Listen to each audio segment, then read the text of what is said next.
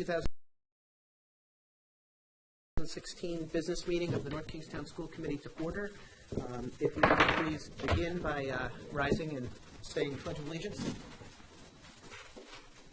I pledge allegiance to the flag of the United States of America and to the republic for which it stands, one nation, under God, indivisible, with liberty and justice for all.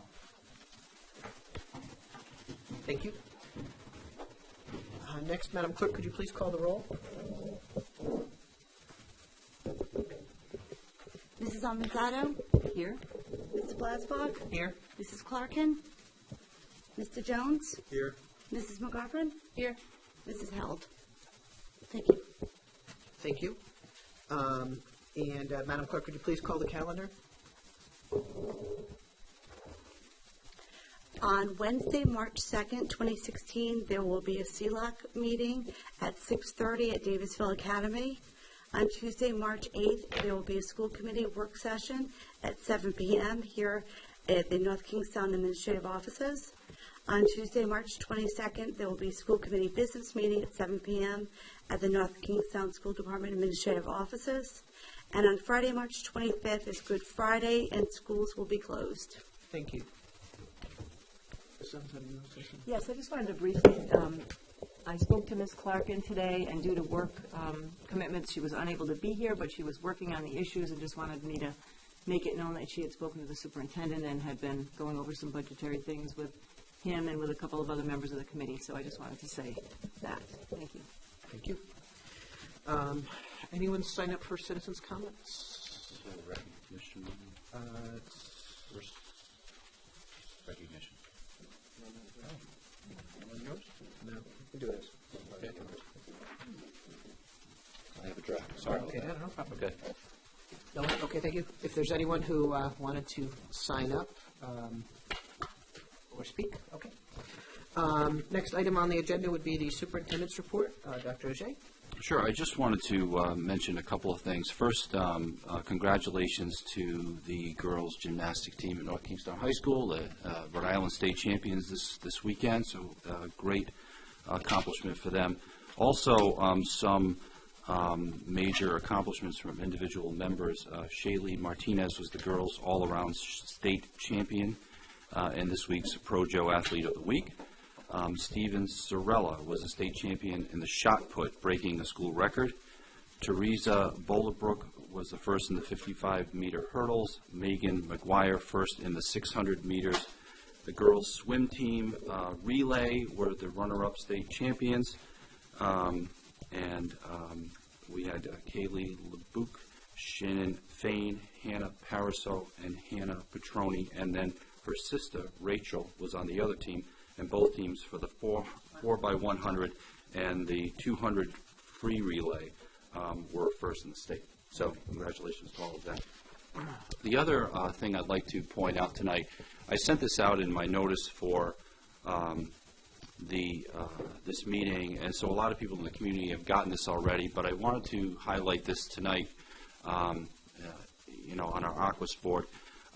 We have a class at the high school. Mr. Thomas's Com 3 class is working with us to highlight the model classrooms that we have in the district. And just in this past week, Dr. Humbert and I had a chance to visit many of them, and we're nothing but impressed with the kind of work that teachers are taking on and the students as well in utilizing the Chromebooks that we have in the district to enhance their learning.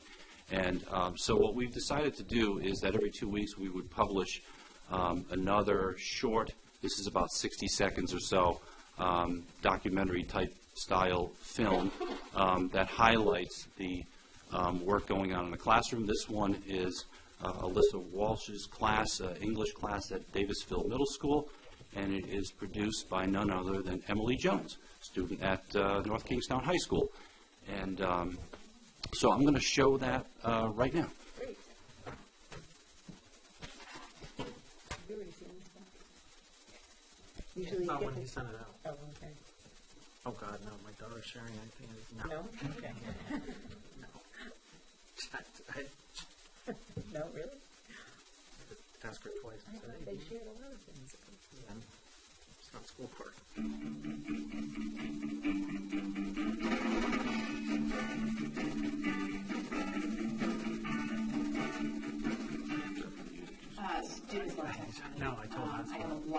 more buy-in with assignments. Students are turning in work more than ever before because they're just into this, the Google Classroom. They like to type more than they like to handwrite, so I think that their answers are longer. And I'm able to hand out a lot more models in terms of what I'm looking for, so the students can have that window open and their window open while they're working. So I think that they understand things a little bit better, so they're more apt to do the work.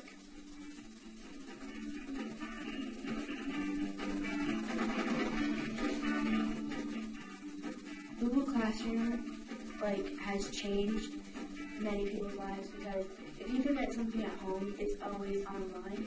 Everything's in the cloud, so it's always saved to that, and it makes people more organized.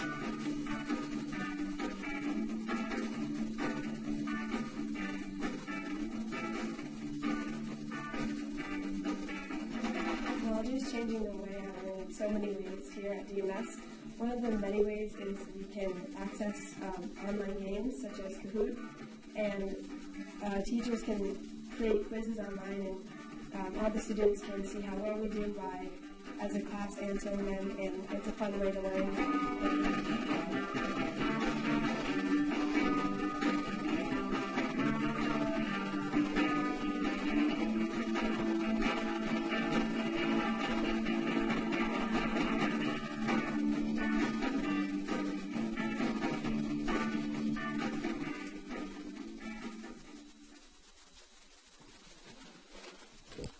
So that concludes my report. Thank you, everybody, and congratulations again to Emily and to the class and to the students and to Alyssa Walsh at Davisville Middle School. Thank you. Okay, next we've come to our routine items. So if I could have a motion to seal the executive session minutes of February 23rd, 2016. Motion to seal. Second. I have a motion and a second. Any discussion? Hearing none. All those in favor? Aye. Aye. Motion passes unanimously. Next item is disclosure of executive session votes of February 23rd, 2016. I can report that we took no votes in our executive session this evening. Brings us to our consent agenda. Do any members of the committee have any items they would like to exempt from the consent agenda? Okay, don't hear any. So if I could have a motion to approve the consent agenda. So moved. A motion and a second. Any discussion? Hearing none. All those in favor of approving the consent agenda? Aye. Aye. Aye. Did you forget? Did you forget something? I did. We can back up. Any objection? Unanimous consent to back up? No objection. Okay, we will back up a moment. Let me try again. Anyone like to exempt an item from the consent agenda? Yes, D1, please. D1. Okay. Mr. Jones, D1? Do you want a motion to pass all the items? Yeah, all right, yeah, we'll do that first. So let's try that again. We'll do a motion to pass the entire consent agenda with the exception of D1. That's my motion. So move there. Second? All those in favor? Aye. Okay. Now, Mr. Jones, you've mentioned D1. If I could get a motion to approve D1 for discussion. Motion to approve? Second. A motion and a second. Mr. Jones, discussion? Yeah, and I don't have any issue with the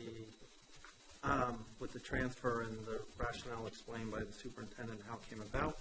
I just wanted to ask the question and have it in open session about the time to backfill that position. Interviews were conducted today.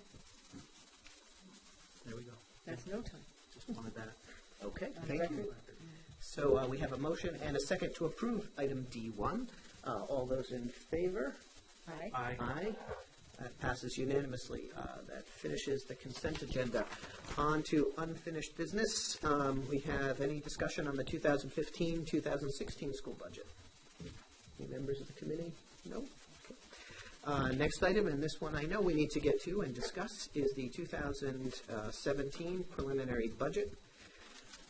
So tonight is the night that we need to come to a bottom line absolute number. We can't leave without doing that and bringing that number to the town council today. So that is the goal of this discussion. And Mrs. King, if I could just, so I can write some numbers down, could you just refresh my memory on what the superintendent's proposed bottom line dollar number is, if you have that handy?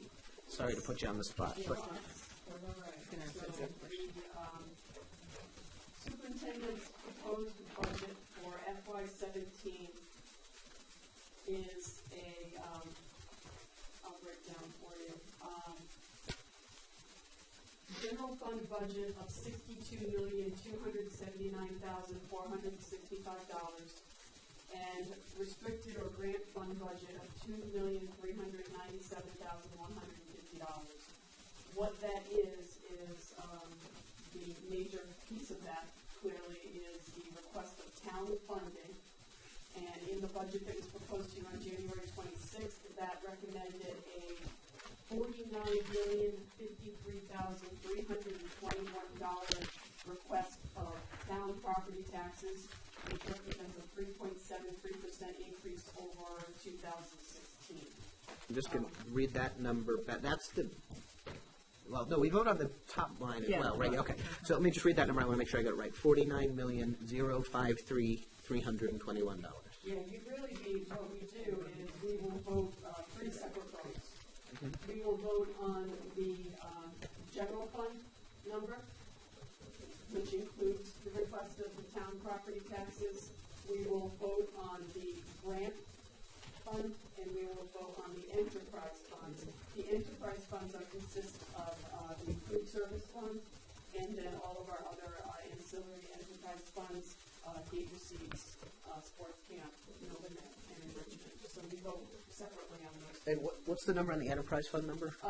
The total enterprise fund number is $1,020,500. Thank you. So three numbers again. General fund, 62,279,465. Yep. Grant funds, 2,397,150. Enterprise, 1,020,500.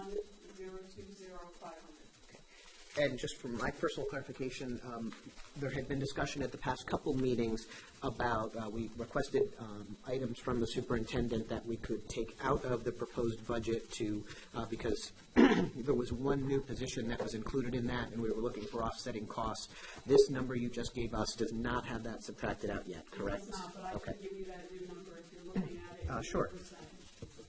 If we subtract $69,000 from the original proposed budget that Dr. O'Jay presented to you on January 26th, the new number is $48 million. That's the town, yep, okay. Hold on. You're going to want that town number then. Yep, and then the general, yep.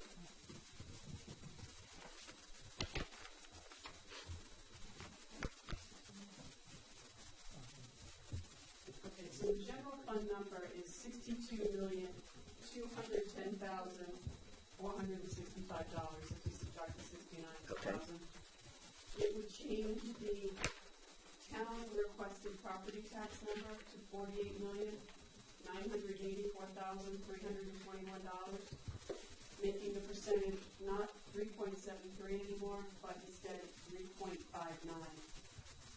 Thank you very much. Okay. So I just wanted to, before we got into any nitty-gritty discussions here, just wanted everyone to have those numbers. Anyone miss them or have any clarification on any of the numbers that we just got? Okay.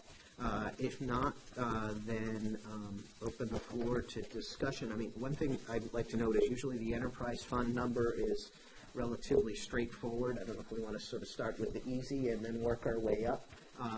Does anyone have any proposed changes to the superintendent's proposed enterprise fund dollar number? If no one has any proposed changes to that number, I'd request if someone would make a motion to approve the enterprise fund amount of $1,020,000. If I say any of these numbers wrong, catch me. $1,020,500. So moved. Do I have a second? Second. I have a motion and a second. Any discussion on that motion, Mrs. Just a nod to Mary for breaking it out the way she did, so that, because it wasn't always done this way, and it's just good for transparency. We can see where the grants are, we can see where the enterprise funds are, and they're entitled as such, so that's helpful. I appreciate it. Good point. So I have a motion and a second. Mr. Jones? Thank you. Yeah, I don't have any issue with the enterprise fund, except to point out, again, I think it's the third year in a row, or fourth on the cafeteria fund, that's no longer draining from the general fund. So all the work that's been done, both by the administration and our support personnel and other employees to bring that not only break even, but actually generate surpluses that can be reinvested back for needed capital in that area. I don't have an objection with the number. I just think there was a small one about just revisiting in the summer the profit and loss on some of those. Oh, yeah, absolutely, because, on the grants, on the grant cycle is wholly different than what we have. And of course, we'll take another look at food services, the big number in there. I think we had the small one, I don't know if it was Novanet or one of the summer school ones. Yeah. So, I mean, that's very small, but just to... Yep. So. We looked at that, Dr. Humbert and I reviewed that last year, we'll do that again this year. Any other discussion on the motion? Okay, we have a motion and a second. Hearing no further discussion, all those in favor of approving the enterprise fund number of $1,020,500? Aye. Aye. Ms. McGovern says aye. Yeah, okay. That passes unanimously. I suppose we could just work backwards here. The next simplest, I suppose, would be the grant-funded budget number.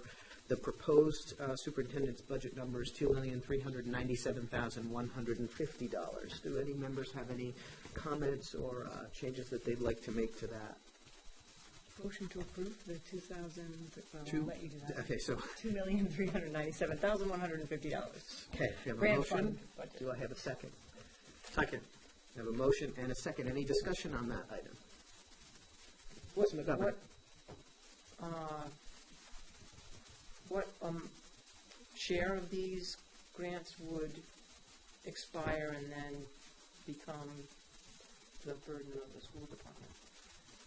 For FY17, No, in the future. What are these for? I mean, they're Title mostly I. the big grant, CRP grant, IDAD, pre-K. So, I mean, we haven't seen large reductions to those in the last several years. You might see other grants that might be a little bit more up and down, like when we had Race to the Top. That was kind of a one-time thing that was spread out over a couple of years, but I have not heard that there's any future proposed major changes to those CRPs. That's mostly where our funding comes from. So there's nothing like that Title I, in these? no, we haven't heard that. I mean, a couple of years ago, we had, all the horror about sequestration, we were going to lose hundreds of thousands of dollars. Nobody really lost anything in that, and I haven't heard any of that ruckus or that talk in the future, even with political changes on the horizon. I haven't heard any of that. And that is a good point, because what I think you're getting at is we've made the point that we want to be very careful about when we have particularly a position that's grant funded, when the grant expires, just automatically, absorbing that into operating. So we want to keep an eye on those types of things. Okay. Any other discussion, Mr. Jones? I do, but to your point, even if you take out Race to the Top, I mean, a few years ago, this was at least over $3 million. So, although while some of it's been somewhat steady, and some of it obviously is dependent on our socioeconomic demographics of our student population, I do have a general concern that, again, we get federal and state sort of mandates on all this, and then the money initially comes and then dries out.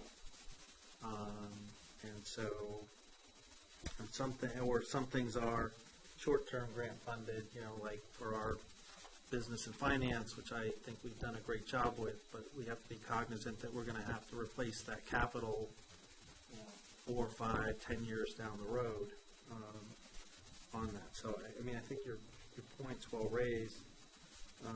I think we just have to be kind of cognizant of these mandates that we get and then we have to absorb versus grant-funded stuff that expire that we think the capability is important, but we have to find other ways to offset, like the pre-K position, which I guess we'll get to in the next number. So I do think it's important for people to realize that that number has been going down and our free and reduced lunch population has not.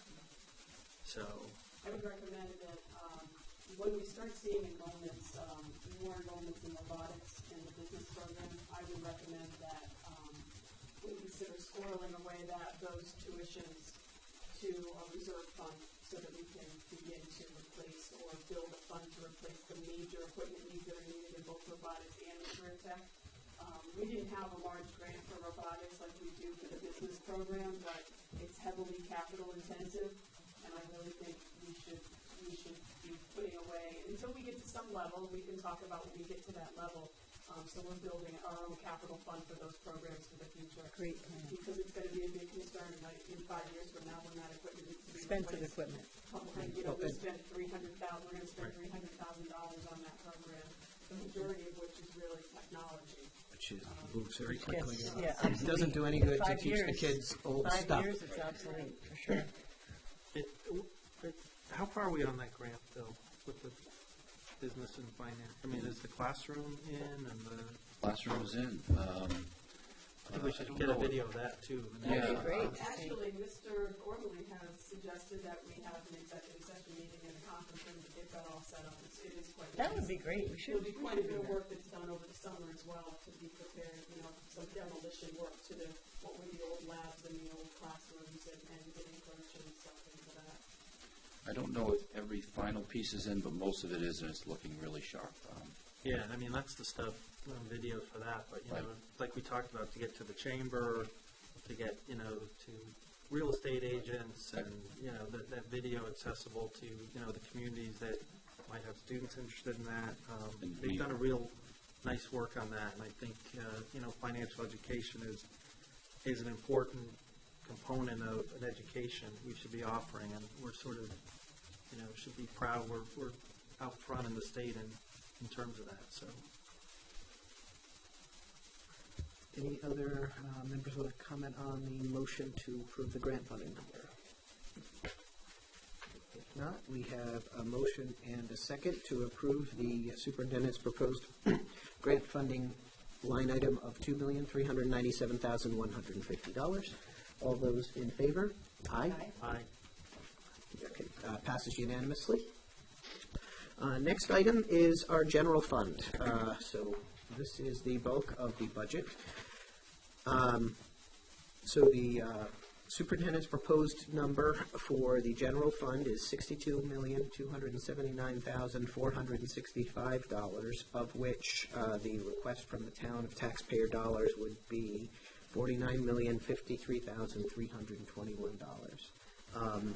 I would like to make a motion. I'll make the motion that we reduce the superintendent's proposed budget number by $69,000. The purpose being that the budget is essentially providing the same services that we had last year with adjustments for increased costs, with the exception of one new position, which is the pre-K coordinator, which has basically a cost of $69,000. The idea being that we are willing to add the new position, but we do not want to increase the budget. So we asked the superintendent to please provide some suggested offsets, which he was kind enough to do. So I'd like to start by reducing the number by that amount. We should talk about the offsets. Yeah, I do want to talk about the I have a offsets. question about the amount. Yes, so sure. Does that include benefits? Yes, it's fully loaded. It's a step 2 teacher. Normally at the lower levels, it would be individual, the younger age is usually individual, family, and medical, so that's fully loaded with pension and everything. And with respect to the offsets, I'm comfortable with all of them with the exception of, I believe it was a $2,000 reduction to the library book line item. I'd really like to see that come somewhere else that is not such a, to me, what is to me a direct impact on, a real educational component of our schools. And I think we could probably squirrel away $2,000 somewhere else. That's my only criticism on that item. But the motion to start by review, we'll probably talk about others, but that is my first motion. Do I have a second to that? I'll second that. So we have a motion and a second. So discussion on that? Yes, happens out of Yeah, I would just like to ask the superintendent's opinion on that, whether he feels that those offsets would be damaging in any way, or he feels comfortable with those or not. I mean, we asked him to produce them, so he did, but... Well, I understand how this works at budget time, and so I'm, doing the best I can to be as cooperative as possible. You understand that my proposal was to keep the $69,000 in, and my feeling is to get to that position. There were other things that I already have not put in my proposal. And I mentioned a number of them at previous meetings. I'm not going to go through all of them again, but, there are some pretty significant items, the least of which is, things like school start times, new track and field, but, a number of different places around the district that, I could use another staff member or some help for different kinds of things. These are things that we in the administration deal with all the time. And right now, I cannot move to address any of those items because we're already pretty high with the budget total. So these items here mainly represent things that we were looking at as small adds, to what we were doing last year. We felt we needed to add a little bit in certain areas, but we're going to do without, and that includes the library books, by the way. We're not going to be looking at getting fewer library books than we would have last year. It's just that we would increase by that 2,000. So, so I feel, that this particular $69,000, this collection of items, represents probably the least threatening items that I can think of to the mission of the school district. Well, I appreciate your answer on that, Bill, and I want to cooperate with my colleagues up here who made the motion to ask you to look at that. But everyone knows how I feel at the table, that I feel we need to support the superintendent's budget. We've had years of trimming and cutting, and we had 2 years of zero, and then 1 year of near zero, which we are still kind of feeling the effects of. And the whole litany, everyone here, we had outsourced custodial, and we were the first ones to go to 20% copay in the state. The administrators are at 25%. Some districts are not at that now. There's many, many things that we've done to get where we are now. And I think we're doing I really admire the job the superintendent's doing. I support him wholly. I will support my colleagues on that motion, but I just want to say that I really support the administration and the job they're doing. The group that we have, we're very fortunate. Any other discussion on the motion so far? No? Okay. Hearing none, we have a motion and a second. All those in favor of reducing the general fund and then correspondingly town requests by $69,000? All those in favor? Just a point of clarification. Yes. Are we reducing per the superintendent's recommendation, or 67,000? And did be talking about where the other 2,000 2,000 goes? Or are we 69,000 and then? Here is my thought, and maybe I'll clarify my motion a little bit. I am comfortable with reducing it by $69,000 and giving the superintendent the discretion pursuant to his suggestions to find it, with the caveat that I would prefer that he try to find someplace other than library books. I think we can give a $2,000 discretion there. That's what I'm getting at. So the motion was never amended anyway, 69. That's pretty much what I period. said, Okay. yeah, I think, the first time, but, Okay. so that's what we'd be voting on. So all those in favor? Aye. Aye. Aye. No opposed, that passes unanimously. So we are currently at, and I should have written this higher in my paper so I can keep changing it. Yep, 62, 210, 465. Anyone else? 210. How you want to do this? Mr. McGovern, well, what- I have a list. Okay, well then, what I would suggest is maybe we talk through your list, and then if you'd like to make motions in groups, in line item, I don't know how detailed your list is, I haven't seen it, so you can let me know, we can make motions sort of as we go along, if that makes sense. Well, the biggest one is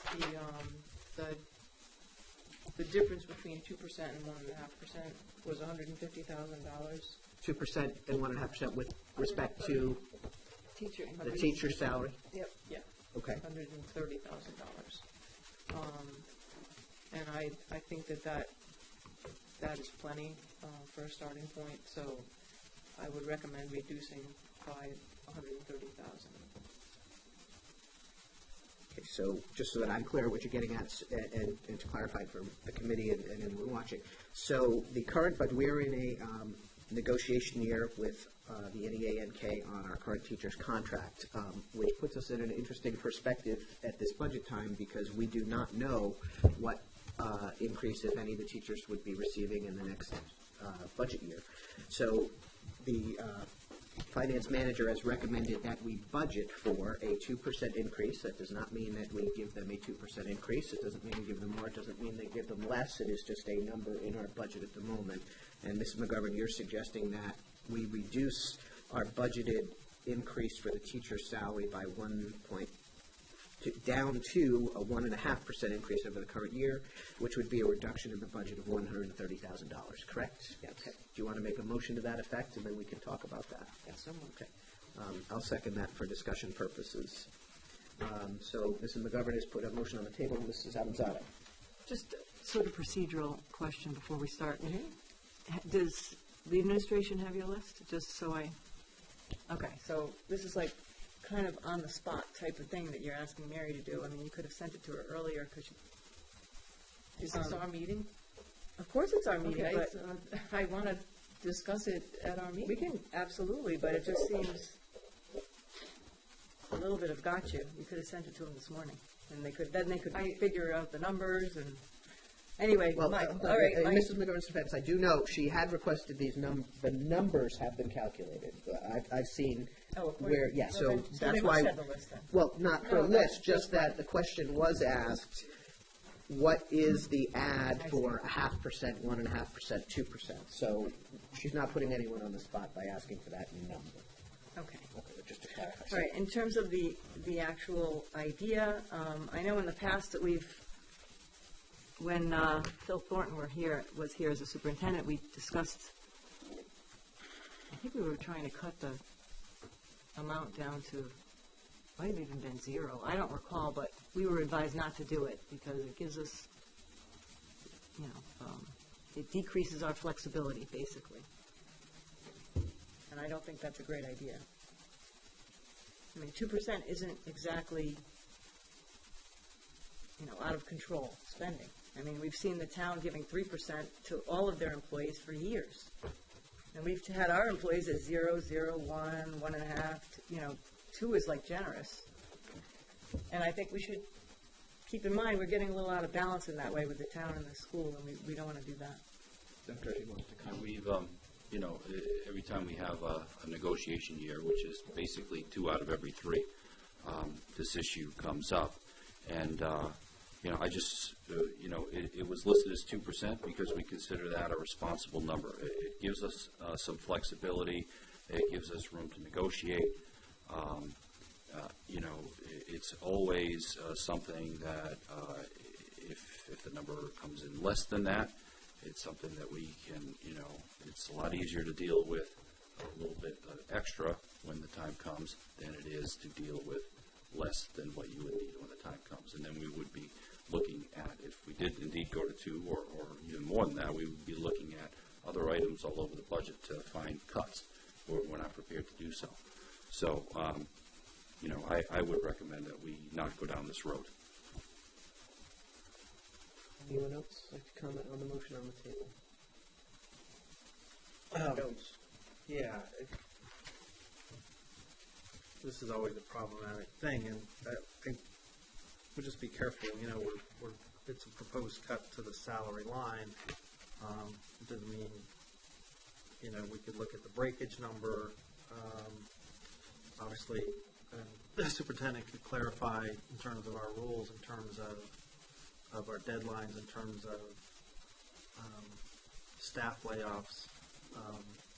If you could refresh our memory on June 1st. So, and that may result from, again, whatever the town council funding gives us.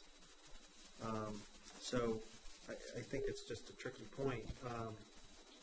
It lends back to my point that I've asked our committee leadership to address, which is, I think our charter timelines were designed in another era when the budget process operated differently. Because this is really a conversation we should be having in March after the census, after better projections, after some things shake out from the General Assembly and they've looked at the governor's budget a little more, although I know they won't approve it in time, but you'll get a more sense of where they're leaning in terms of what they support, what they don't. And obviously the charter school numbers don't really flush out till early mid-March. So what? Right, the healthcare numbers from the trust too. So I tend to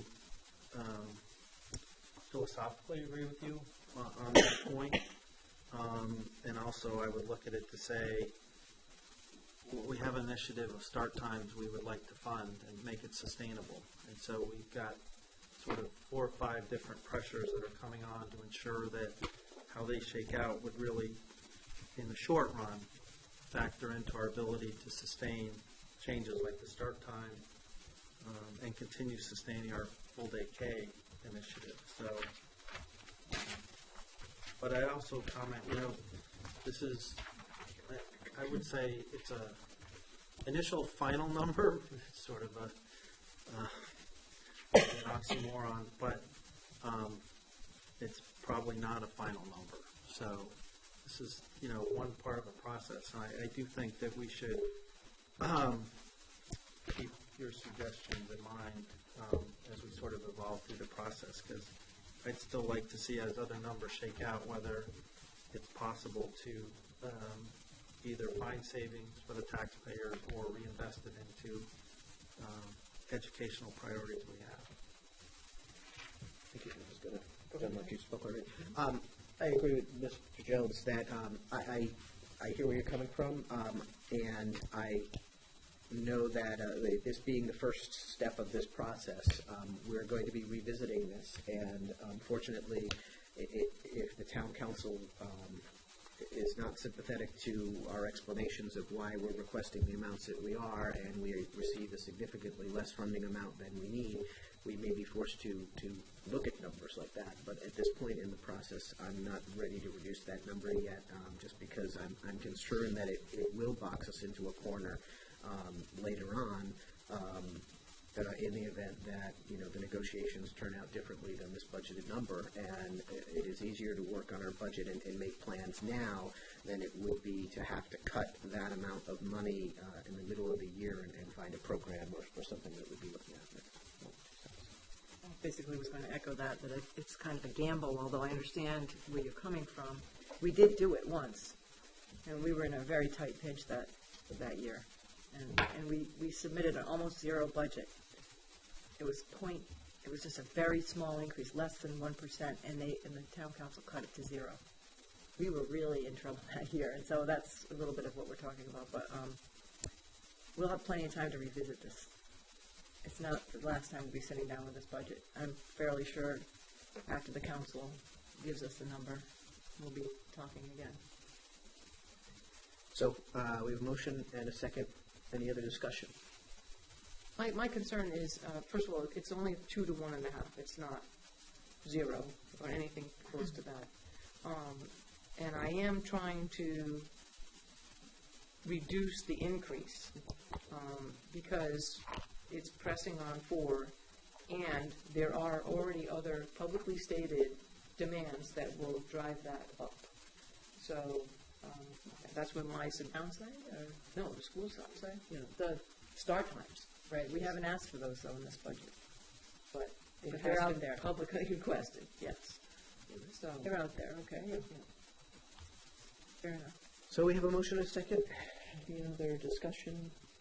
Hearing none, all those in favor of reducing $130,000 with the intention being to reduce the line item for teacher salary down to 1.5%. All those in favor say aye. Aye. All those opposed? Nay. No. No. Motion fails 1 to 3.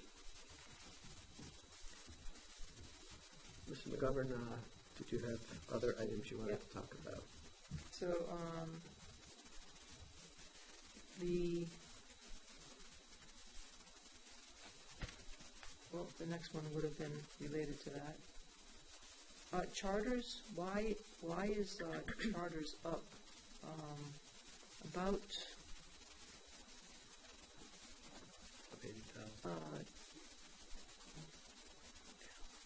it's about 6% over this year's projection?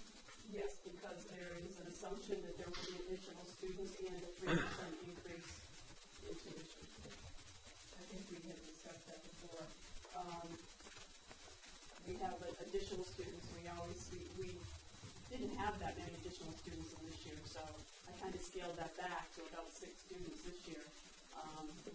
We could be in jeopardy of that, and again, that's Mr. Jones's point that we're not going to know that until after March 1st. And then there's always the tuition increase. And the tuition increase for the current year was higher than what we had anticipated. So we were favorable this year because we had less students that we had to pay for, but the tuition increase was higher. So that's why you see that a combination of tuition and more students out. My concern is that all of these line items, we're going to budget high in case, high in case, high in case, and then we end up with a lot of extra money that we don't need because it's impossible that all of those things are going to happen. But we have needed the money because they haven't funded our capital budget in like 7 years, or maybe longer. Charters does not show that number. This is the first year that number has not been as high as anticipated. It's not History on had Charters either. is Yeah. astronomical. The growth has been Yes. up until this year. And they made an announcement, didn't they, Bob, that they were going to? Well, I mean, Shelley, you bring up a good point. So, right. So the administration sort of is erring towards prudence in terms of looking at what could happen, right? So you're right. If you look at the last changes from 13 to 17 projection, other than conferences and workshops, which we just cut back, and that was only 30,000, right? Of the numbers that are above 6 figures, that line item is up 90%, right? It blows the water out of everything else. I mean, even our salary has only gone up 8% over 5 years, right? And our healthcare costs have gone down 17%, which is probably, again, I would say one of the few in the state that's seen a 17% decrease in healthcare costs while maintaining pretty much a flat staffing, right? Not due to staffing cuts, just due to the work that's been done between the administration and our employees in negotiating that. You know, I'm a broken record on this. When people talk about wanting start times and full day K and all that, we could pay for that and return 2% back to the taxpayers if we weren't funding, 100 kids at charter schools, which come from, again, neighborhoods and schools. I know it's parents' choice the way the system is now, but, the Compass School takes 6% free and reduced lunch from us. Kingston Hill takes 11% free and reduced lunch. The state average for free and reduced lunch is almost 50%. the charter school average across the board is 70-something%. You know, we have, 3 charter schools in our area that are essentially quasi-private schools. They continually break or violate or dance on the edge in terms of complying with state regulations, and nobody calls them on it. The state looks the other way. We really have not got any innovation from them in terms of innovative pedagogical techniques that can translate. And if you do a comparison of, and which RIDE refuses to do, which is an apples-to-apples comparisons of the schools they would go to in North Kingstown versus their performance there, it is equal, or in most cases, depending on the assessment tool you look at, our schools are higher performing. So, it just shakes my head when you go, where does $1 million plus $3 million goes, and what we could spend, to educate the 100 kids back here would probably be, $200,000-300,000 at best. We've got, our Blue Ribbon School from last year that's at 86% capacity. We have our commended elementary school that's at 70% capacity. It just amazes me that in the charter school discussion, I think that gets lost. And the other part that gets lost when people talk about charter schools fostering competition, because of the way the funding formula works, we're at 14.4, right? About something like that. Because of the other higher districts that they choose from, Kingston Hill and Compass are 16,000, 15.5, 16,000. So when you talk about competition, they actually compete to make us spend more on some of these things, not compete to make us more efficient. So I will get off my soapbox except to say 2 things. If the governor's budget passes as is and we get 30,000, 40,000 back, that's obviously something we can either reduce in the budget or use to offset something else. And we'll see when the March number comes in. If the March number comes in and, it's less than the projection based on, Kingston Hill following the law, this is an area that we should sit down and revisit. And I don't, it won't be big enough to fund start times, but, it could make a dent in something, or it could be, used by whoever feels it's most highest priority needs. So I agree. Again, it's a number we should revisit in this process. I just want to add one other item to what you just said that you didn't mention, which is with respect to the democratic process, which is that the charter schools, just like we do, receive essentially a chunk of taxpayer money. Unlike the North Kingstown School Department, where the taxpayers' interests are represented by an elected body, which is us, that decides what this money is spent on and what that budget is, the charter schools get that money, and their boards, which answer to virtually no one, does what they choose with it, and they certainly do not answer to our taxpayers. Mrs. Avanzato, and then I think... I'd just like to thank Mr. Jones for all the work he's done in this area. I suggest that he write an editorial, because some of the statistics that you showed me in terms of, we're talking about kids that are relatively affluent, and we're spending all of this money to send them to what is essentially a private school. That is not the original intent of charter schools. So something's got to give, because if this keeps growing, it's going to be like a dual public school system. Dr. Shea? Yeah, I just want to check one point that Ms. McGovern pointed out when she mentioned that we're budgeting high just in case. I don't see this as budgeting high just in case. I feel we are budgeting reasonably. I don't feel a 2% increase in wages is considered high. These numbers are all relative, and I mentioned this before. Previous to 2008, the average increase in the school budget for the previous 6 years before that was 5.5% on average. In some years, the number was over 8%. And people would do that and not think twice about it. These days, 4% seems like a ridiculously high amount, and I think we have to just remember that all of this is relative.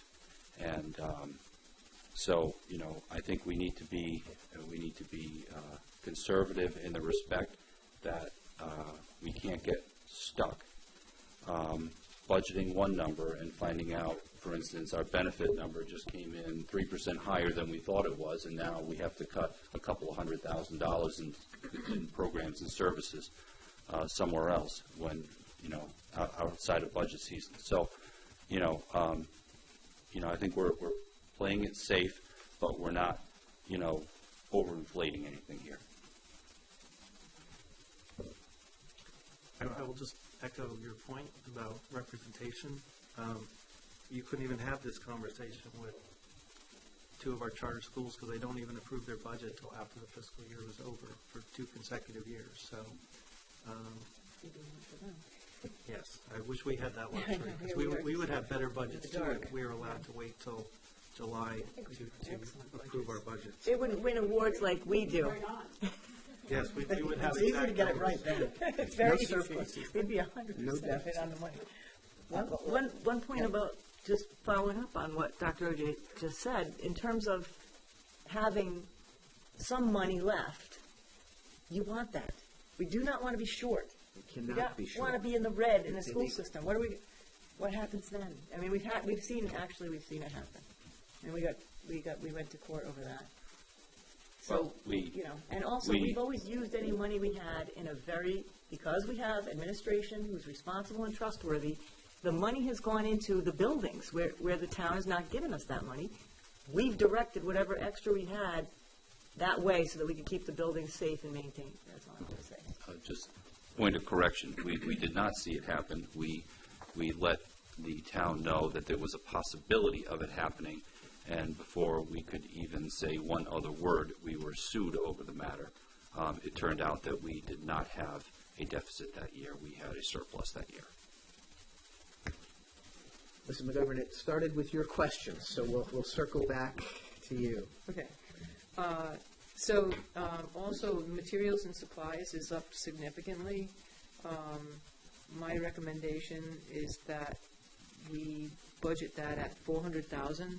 If you look at the history of that line item, that appears to be more than adequate and would save us over $80,000. What's included in the number in FY17 are additional GEMSNet kits that are needed for the middle school that make up the majority of that increase. And that's a rollout that Dr. Humbert will be working on for next year. So that's the reason. Supplies is primarily your W.B. Mason and that kind of thing, but it also encompasses our science kits. That's where we have to record the cost for the science kits, so that's why that's also a big number as well. And Dr. Humbert has the rollout for the middle school that we need to budget for next year. Dr. Humbert, could you just quickly, not everyone knows what GEMSNet is, just very, very briefly explain what the science is. Right, so we have we've always used inquiry-based kits, but now we have the NGSS, which is the next generation science standards. So we had to realign curriculum to match the standards, and these kits are aligned to the new standards. So our district is one of the few in the GEMSNet consortium. There's about 11 to 13 districts that participate in that consortium. We're one of maybe 2 that are only going with 2 kits next year at our elementary level. The other districts are all going with 3. But to be conservative in the cost, we're going with 2. And then, as Mrs. King pointed out, we have the middle school kits, and we are rolling those out staggered to defray the cost. We piloted some of them this year, so we had an arrangement with the Foster company that supplies the kits. And so we were conservative with that, being able to use the kit for a whole year without having to pay for it. So we've been as frugal as we can be, but we need these curriculum items. Thank you. If I can add, the GEMSNet program has been a tremendous program for North Kingstown. GEMSNet is very quick to show that the districts using their curriculum are the highest performing in science in the state. North Kingstown was 5th in the state for the state science exam, and we've always been one of the highest performing districts in science. So this is not something I would like to be skimping on. Is this software? No, they're actual kits. materials. Boxes other of materials Stuff for the kids. that you use for experiments and curriculum materials. insects and And then they get refreshed at the end of the year and Yes. fixed there's up. And refurbishment costs as well that are included in all of Okay, this. science kids. Conferences and workshops, you made a comment that that's been reduced? Yes. we just did. $69,000. So it would be 35,000 of that was from 35,000 conferences. lower than what you see there.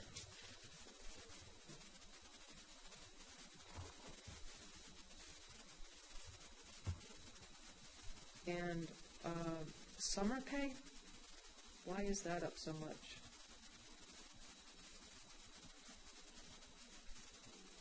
Yeah, that's 51338, Marion. I think the related question was sort of, because we generate revenue from that too, so is the revenue sort of increased proportionally? Okay, I don't have it with me. Well, this is why I mentioned sending the questions over, because it's only fair to give you some opportunity to get If I'd had the luxury of time, I would have, but I finished this in the wee hours and had to work today. I've So, done that too. Unfortunately. I understand, I do that too um, sometimes. Yeah, it happens I sometimes. think, Marion, it's 184 to 200, so it's up 16. And we'd have, Probably an increase in, if you're gonna increase Right. salaries, that's gonna increase as well. So Well, but it's up 25%. from two something, 184 to two something. No, that's the projection, but it's up over the budget. The budget was 159. And the FY16 budget was 159, the FY17 budget is 200.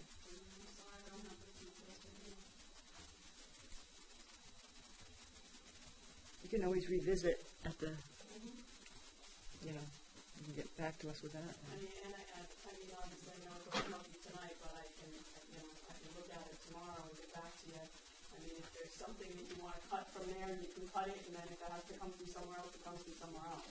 well, I think, Mary, too, one of the questions is the FY16 projection, like, most of those costs, I think, accrue in July, right, and August. So how much of that projection is actuals, right, versus, It should be all of it.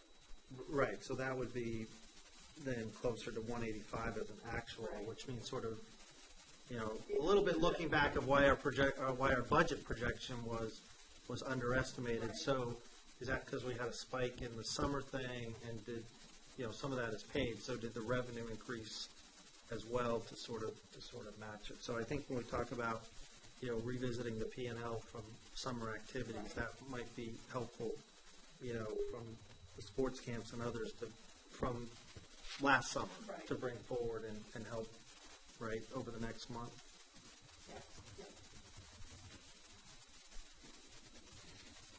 And there's a line item for vehicles, 57301, that wasn't funded previously. Well, it wasn't in 13 or 14. It was in 15, 16 was 0, and now in 17 it's 30,000. Yeah, that should really be budgeted. Vehicle repairs, 54310. What is Yeah, it's in 57301 now? That's really actually what we would use if we were going to purchase a vehicle. But that should be purchased with vehicle repairs. So the repairs are for the maintenance vehicles, for buses. We're seeing very big, and actually there's a note. I sent you all a spreadsheet a couple of weeks ago. It was called non-salaries expense analysis. And that's what that says. Should be budgeted 54310 vehicle repairs.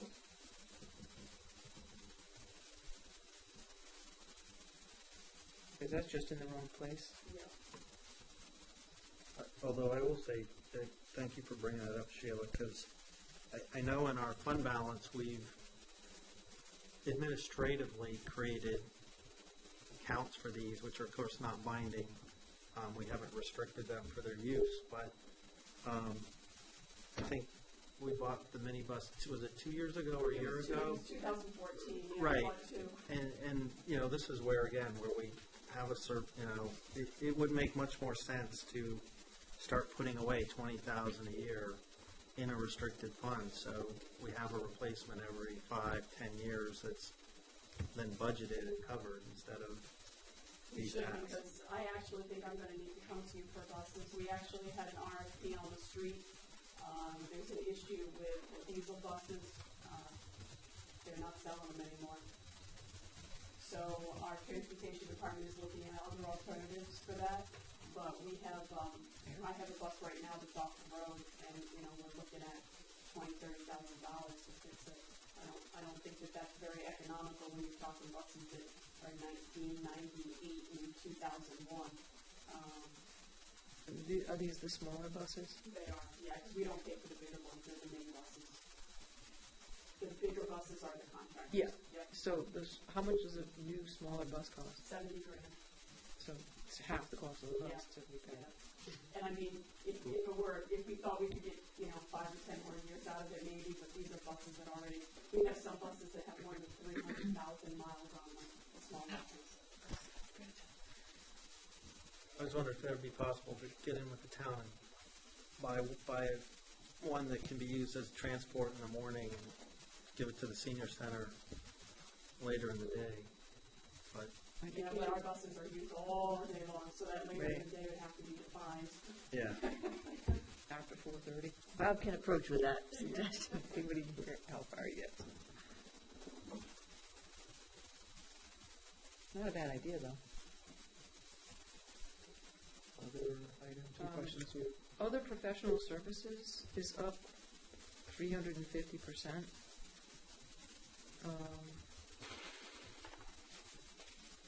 It's F53406. FY16 budget was 9,600, and then the FY17 budget is 44,000.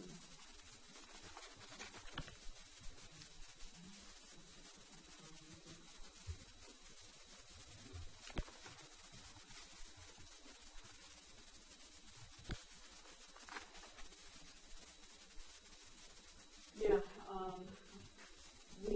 some of that is where the athletic trainer is booked as well, and I'm not entirely sure that we have that for the entire year. We have that athletic trainer. which is again is a state mandate that is not funded. We also do see, we have some things in there that are facilities issues throughout the year, so we might have the need for air quality testing. I mean, certainly, if you want to make some cuts there, that's fine. But, another thing that I just had to take out of fund balance was the consulting services that we needed for our underground storage tank. So it's things like that that come up during the year that we know are going to come up with facilities. So if you want to cut that, I would just have to come to you for any of those items that we have to take out of fund balance. My question is, what is unusual what is expected to occur this year that is unusual from previous years that would drive this significant increase? We had quite a few air quality test issues. Again, we have the athletic trainer in there. Athletic trainer would be most, how much would that's quite a... It is. So what I'm just trying to do is I know that all these issues come up. We usually end up pulling from there. I'm not entirely sure that number in the projection is going to be high enough, so we'll end up having to pull that from somewhere else also. If I can jump in here, just this past week we had an issue of bringing in some purchase services to help us with a sprinkler burst from a pipe at Wickford Middle School.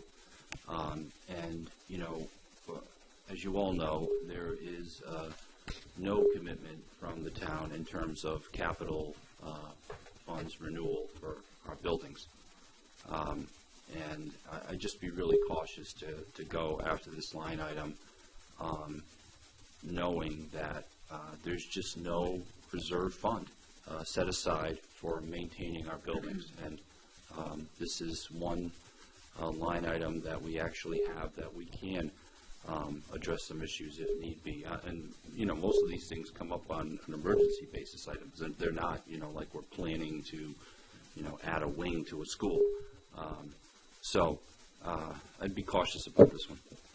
And, you also have to be, cognizant of the fact that we do have the new HVAC, the new heating ventilation system and the building management system at the high school. We've got to go and bid that out. I'm not really sure how much those services are going to be, but we do know we need a contract for that in August. So it's really kind of a myriad of things. But I mean, if you want to cut that, like I said, we just might have to take something else out of fund balance. It's only $44,000, so I'm not gonna go to the mat on cutting 10 or 20 grand. To be very honest with you, I think what we're doing here is we're chiseling Yeah. a budget that in these expenses, if you look year over year, you're seeing little to no increase. So we're chiseling certain accounts, but we're not realizing that your big accounts, for example, your out-of-district tuitions, probably not going to make it because we never do. We always have issues with out-of-district for students that move in, students that need to be sent out-of-district. So we can chisel 10 here and 20 here and 5 there, but what you're not looking at are the bigger accounts that are probably going to cause us a problem because they cause us a problem every year. So. You were upset, right? Did you? Yeah, I would like to add one more point. And I've talked a little bit about this in recent meetings, but we're really at a point with the original proposal of trying to be as frugal and as tight as we can, and that comes in at 3.73. So this world of 4% is just unsustainable. Nobody is projecting that next year is going to get better, and the year after that, benefits are going to continue to rise. Wages are going to move at a modest pace. Pensions are going to continue, and we're probably going to be talking about a number near 4 again. And we haven't spoken about a start time issue. We haven't spoken about any major funding for capital improvements to our schools, or even just capital maintenance of our schools. And we have this town hall issue that's taken over the media in North Kingstown, and if that isn't an example of what goes wrong when you don't maintain your buildings, I don't know what is. And we're not even talking about that right now. And so, I'm just a little worried about chipping away at these tiny items. We got a major issue in front of us, and we're focusing on something else entirely. That's what I'm worried about. Yeah, just briefly, I'm not going to go on and on. I won't support that. And I think we need to support the recommendation of the superintendent because it's a lean one. And because we can't, it's going to be difficult if we had to go back to the town after and ask them for more money. We've seen how that worked out on several occasions where they promised we would get certain amounts. And we didn't get it when we went back and asked. So we save our own money if there's any left. Try to do what we can for our buildings. I absolutely don't support chipping away at this stuff, no. Frankly, 3.7% is not nothing. It's not peanuts. It may seem like it's you because the operation is lean, the town operation is lean as well, but the taxes in this town are very high. So you cite back in history about years where you're getting 7 and 8% or more in raises. That was the foundation for the high taxes that we're suffering from now that we can never get out from under. That is just the status of the town. And the number one concern in the comprehensive plan process is taxes. We have an aging population, a slowly diminishing student population, and the school budget is a burden on the town. So, yes, you do have to, line by line, this is how a zero-based budget is done. You chip away and make sure that every line item is what it needs to be and not more. What zero-based budgeting really is, You start with 0 and go up. incredibly intensive process that the government actually tried to implement in the 70s and they got rid of. So you don't just look at an expense account and try to analyze that, because quite frankly, those are the easy numbers. talking about zero-based budgeting? Zero-based budgeting means, okay, let's take every single employee and drag them in here, and we have intense, days-long meetings so that they can justify their existence and why we need them. So what it seems like we talk about in this town is zero-based budgeting, but what we don't look at are the salaries and the benefits when it comes to zero-based budgeting, because that's really where your numbers are. When you have 85% of your budget are salaries and benefits, and we're chiseling down 2,000 and 5,000 and 10,000, No, you've we're got not. to see how that's a problem. It is an No. enormous First of all, problem, because once point of again, order. you're not looking Hold at on, the big, hold on. the big, Yes. the big area. I understand what budgeting is. I've been doing this for 25 Hold on. years. A point of order is a Robert's rule where you have an objection to I something that's believe I happened. had the floor. You probably did, so I'll give the floor back to you. And my point is, first of all, there's not a single suggestion that I have brought up that was less than $30,000. Okay, I'm not talking about 1,000 and 2,000. I understand that there is limits to what the line items. I didn't even go to anything beyond that. I was looking at significant cuts, and my goal was to try to reduce this budget enough that we could offset the cost of the start time change, because with that survey out there, there is a hunger in the public to have that accomplished. It's not going to happen soon enough. And so to go in with a 3.7% increase and implement a change of start time, which will just compound the increase forever, because we'll always need the additional money for start time change. We'll always need the additional money for salaries and benefits. That's the bulk of it. So I'm trying to look out for the taxpayers, and, people talk about the town not funding things. Well, the town doesn't have any money, and the schools don't have any money. It's the taxpayers' money.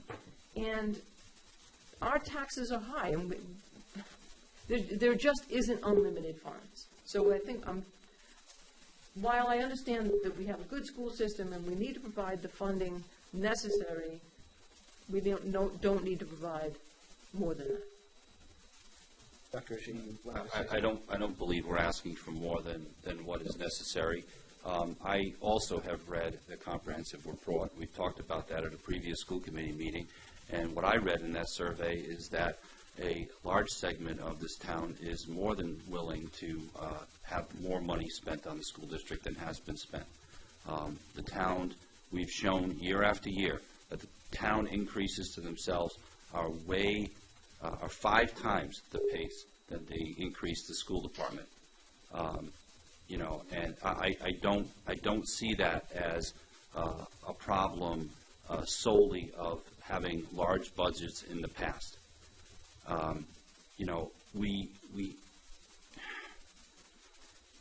We have to look at who we are as a town and what we want for a school system, and then we need to be willing to pay for that.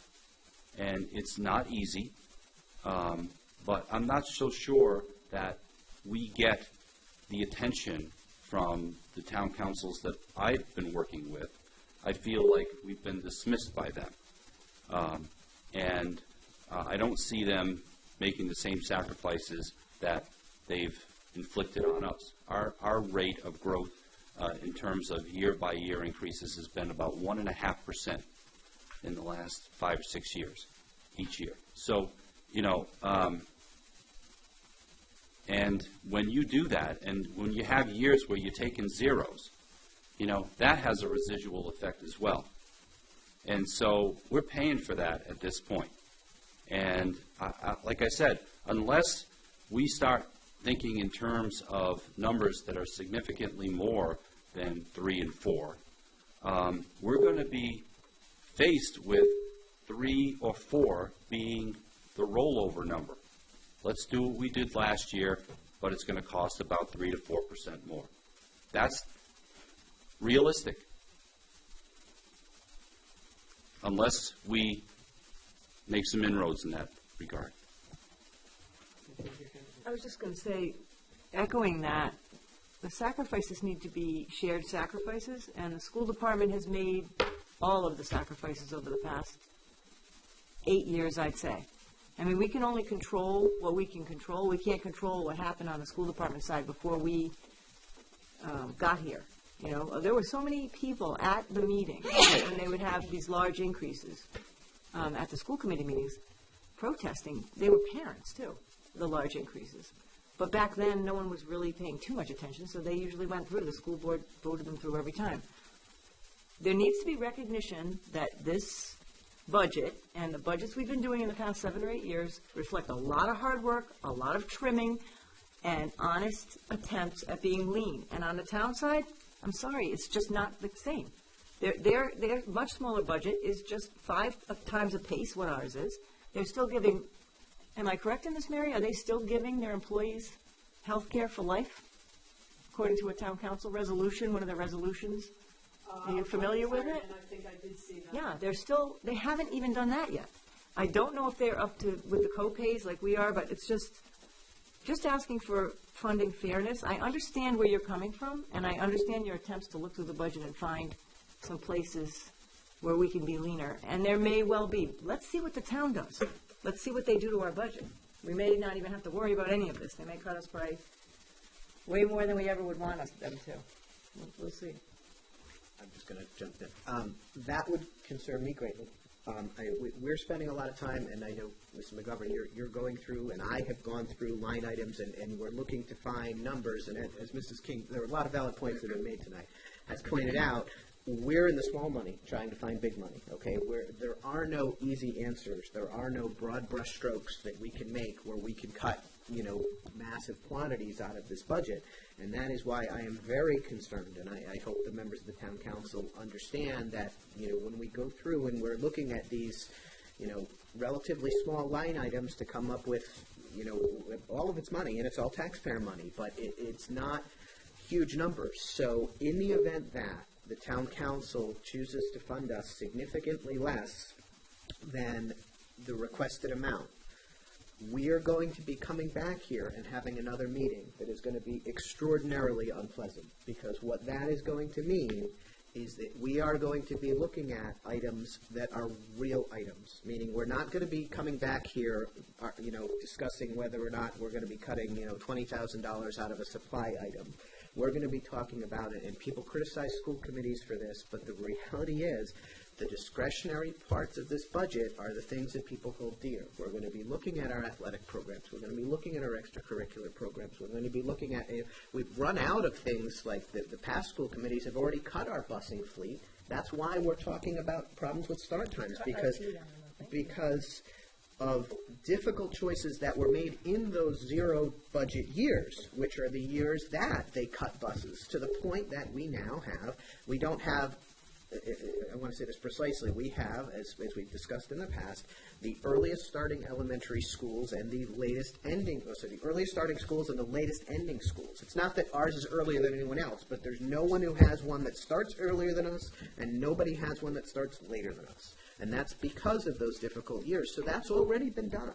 So what are you left with? You're left with the stuff that is real to everyone, that's going to get parents upset, students upset, and have a real impact on the quality of the education in this town. And that's what concerns me.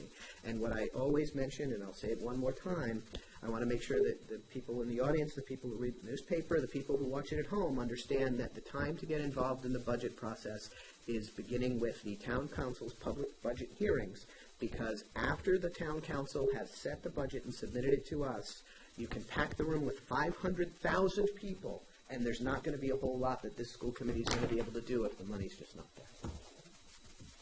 Thank you. That's my piece. So, having said that, Mrs. McGovern, did you have more items, or okay, Mr. Jones? Thank you. Well, first of all, I'd say it's a useful exercise to do. I don't disagree. For going through that, and because I agree with Mrs. King's point that it's not really zero-based budgeting, but it is. I think it's fair and appropriate for members to look at, especially large variances, and ask for justifications why that's so. And you're right, we're at a point where, there's opportunity costs for everything, right? So, there's no real low-hanging fruit, because we would have already taken it. And so now it's just a matter of, to me, of choices, right? So, for start times, I agree, although even if we found the money magically, it would still take 6 months or more, take a year. So one of the things on start time is we need to be working this issue over the spring and summer if we think it's of something to make sure it happens, if not a year from now, at the start of the 2017 point. We can't be waiting until December and January of next year to be thinking about that kind of stuff. And frankly, I with Linda's point, that's going to have to be a shared sacrifice among everyone who feels that start times are important in terms of because we don't want to just pay for it once and then find it's unsustainable, like full-day kindergarten. The other thing I think we need to be cognizant of when you look at our budget, if you look at the pension line, despite I think our pension-eligible employees have been pretty much flat or small reduction over the past 5 years, and our salaries have only gone up less than 10% in total, our pension line is still up 44% in the MERS line, and that's with the pension reform. And no one's going to be talking about FY18 and go, what does a year of a negative 0.72, I think, return mean for a fund that has an actuarial assumption of 7.5%? I mean, for us, it means our employees are becoming too unaffordable. It's not really their fault. I mean, that's a plan that was, that was created by the legislative process. But, this defined benefit portion is just going to become unsustainable given the actuarial things. We've already seen our town, when you add the next GASB thing, has probably a negative net worth in terms of accrued liabilities. So, whether it's a couple things of just changing the way we teach to reducing, something's got to give as we go down this road. And then I think to your point, we've started a little bit with the NESDEC, but, it can't come soon enough, I think, for this town when it talks about its education to go, the investments you have to make in it are, you have 60 and 80-year-old buildings. And, we can look at, and if you take away the pre-K numbers, because where they house maybe could be different, we have schools at 63%, 68%. These are elementary schools, 80%. We've got 2 middle schools that are hovering at 80%. It's an interesting question to go for a town like North Kingstown. Why is the enrollment was actually up a little bit last year, or I think the year before, right? But you can look at the census numbers from RIDE from 6 years ago. There's only 2 communities that are up, which is Providence and Pawtucket. And you can look at the census numbers and go, that's because of immigration from, it came in from outside of the states that's coalescing around certain socio-demographic kind of populations that exist in the state. And so we're in this catch-22 of going, we want to be our best education system we can afford that attracts families, the place where families want to come and stay and know their kids can get opportunities and then stay if they so choose. And then knowing that our, like most of Rhode Island, our communities are aging and there's people on fixed incomes or lesser incomes, and it creates this kind of tension that I think the only way we're going to get out of this is to fundamentally reorganize. I mean, we know we have 9 buildings, and we need to invest to get that down to 6 or 7. there's an investment involved with that. I think, we should look, I put out a note, can we start that process a little earlier by closing one school? I don't know. I think, we need to look at that as a committee and with the administration. But we can talk to her blue in the face. But until, as the superintendent said, we fundamentally get to a grip about how we're structured to educate. Every committee, for the next few years is going to be facing this dilemma. And it's going to take an investment by the town, which I think will pay for itself in terms of reorganizing. But, can't come soon enough, or can't come soon enough to make a decision that we're going to just sort of settle with a certain level that's just affordable for the town, and people will have to sort of make their decisions based on that, because we're in sort of this catch-22 that I absolutely agree with you, and I would love to see the start time change. I've got 2 kids in high school, so one won't benefit, and one probably won't either by the time we implement it. I think it's the right thing to do.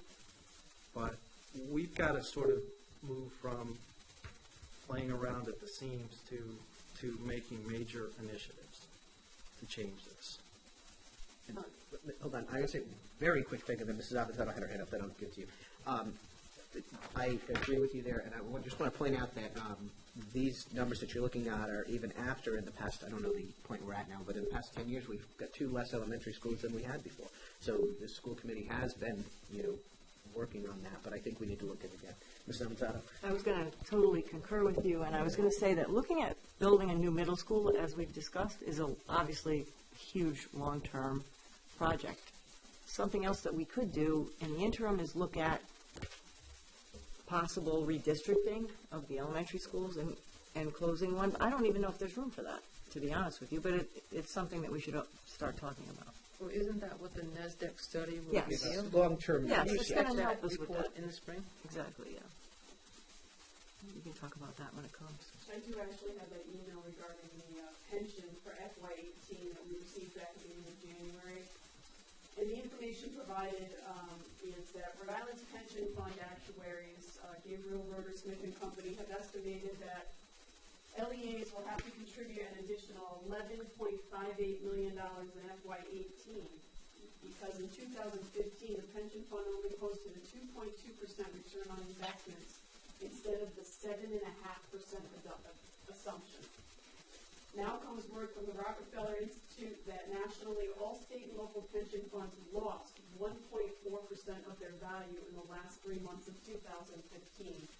And that 1.4% represents 50% of all the property taxes levied by all of the state and local governments in the nation in a single year. It's $268 billion, of which Rhode Island is estimated at close to $12 million. So I don't think 4% in FY18 is going to cut it, doing exactly what we're doing, because it barely did this year. Mr. McGovern, you have your hand up. Both my questions were related to the NASDAQ. Other items? So we currently stand at a general fund of $62,210,465 with the town contribution from taxpayer funds of $48,984,321. Anyone else have any other comments on that number? Okay, I feel like an auctioneer saying going once, going twice. So at this point, if we don't have any other further reductions that would be proposed, I would ask for a motion to approve those 2 numbers. And if no one else has any more, I will spell out the motion. So we would be approving a general fund of $62,210,465 and a town council appropriation for school purposes of $48,984,321, which represents a 3.59% increase in the prior year's budget. I have a motion. Do I have a second? Second. I have a motion and a second. Any further discussion on this motion and these numbers? Hearing none. All those in favor? Aye. Aye. Aye. All those opposed? No. Motion carries 3-1. So, any comments on the special reports that were attached to the agenda packets? If not, we have reached, whoops, sorry. Was that the enrollment figures? There's an enrollment report and a disposal What's on notification. there, yes. Yeah, I just had a couple issues raised with that. Since it's not on the agenda, I don't want to speak about it, but. Well, the enrollment report is on the agenda, so we can. I think superintendent needs time to look at my questions and come back to us. Okay. But I would ask that we potentially put that on a next agenda or make it an inquiry of the superintendent.